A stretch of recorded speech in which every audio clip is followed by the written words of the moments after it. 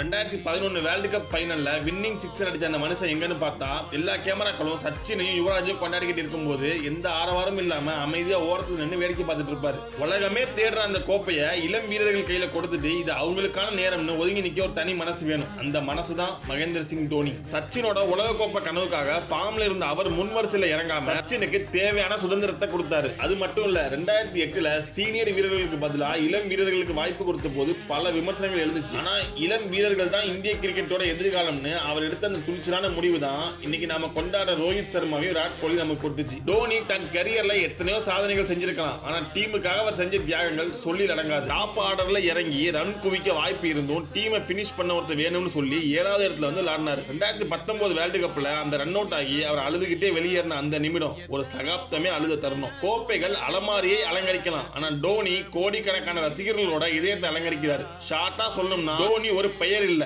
அது ஒரு நம்பிக்கை.